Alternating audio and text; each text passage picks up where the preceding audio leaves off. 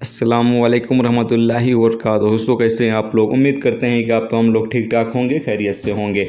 आज की वीडियो में हम कुवैत की कुछ बड़ी और इम्पोर्टेंट खबरें जो आ रही हैं वो आप लोगों के साथ शेयर करने वाले हैं। तो अगर आप कुवैत में रहते हैं, कुवैत के हालात वाक़यात से बाखबर रहना चाहते हैं तो इस वीडियो को आप शुरू से लेकर आखिर तक ज़रूर देखें, क्योंकि ये वीडियो आप लोगों के लिए काफ़ी ज़्यादा बड़ी और इम्पोर्टेंट होने वाली है। पहली अपडेट ये है कि जो लोग खेतों में काम करना जाना चाहते हैं, यानी जो लोग खेत में काम करते हैं या खेतों में काम करने जाना चाहते हैं, उन लोगों के लिए नया वीज़ा जो है वो कुवैत सरकार की तरफ से शुरू किया जा चुका है। जैसा कि 2 दिन पहले ही मैंने आपको अपडेट किया था कि कुवैत जो कोरोना कमेटी है उनकी तरफ से इस बात की मंजूरी दे दी गई है कि जो खेतों में काम करने वाले वर्करों की अभी काफ़ी ज़्यादा कमी है, तो जो कुवैती किसान हैं वो नया वीज़ा जारी करके और काम करने के लिए विदेश से वर्कर्स जो है वो लेकर कुवैत आ सकते हैं। तो अब नया वीज़ा जो है वो शुरू कर दिया गया है। जो लोग खेत में काम करना जाना चाहते हैं उन लोगों के लिए, निमजरा खेतों में जो लोग काम करना चाहते हैं उन लोगों के लिए नया वीज़ा जो है वो स्टार्ट कर दिया गया है।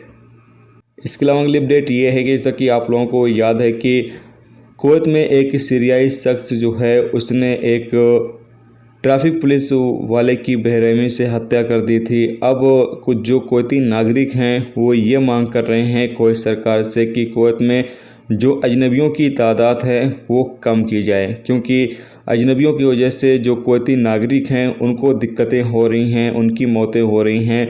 तो इसीलिए अब जो कुवैती नागरिक हैं वो सरकार से मांग कर रहे हैं कि जो कुवैत में इतने सारे प्रवासी भरे पड़े हुए हैं उनकी तादाद जो है वो कम की जाए।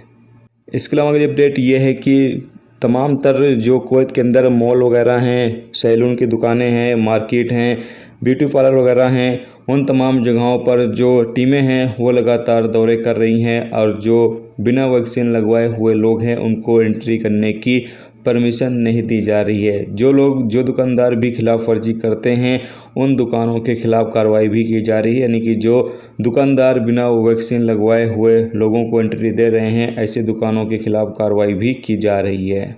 इसके अलावा अगली अपडेट ये है कि कुवैत में पिछले 24 घंटे में 1895 नए कोरोना वायरस के मरीज रिकॉर्ड पर आए हैं, जबकि 16 लोगों की मौत हुई है और 1775 लोग ठीक हुए हैं। और पिछले 24 घंटे में 16,630 लोगों का कोरोना टेस्ट किया गया है और इस वक्त कुवैत में 18,807 केस एक्टिव हैं, जबकि 296 केस जो हैं वो आईसीयू में है। तभी कोरोना के जो केस हैं वो कुवैत के अंदर लगातार बढ़ रहे हैं, इनकी तादाद जो है वो कम नहीं हो रही है।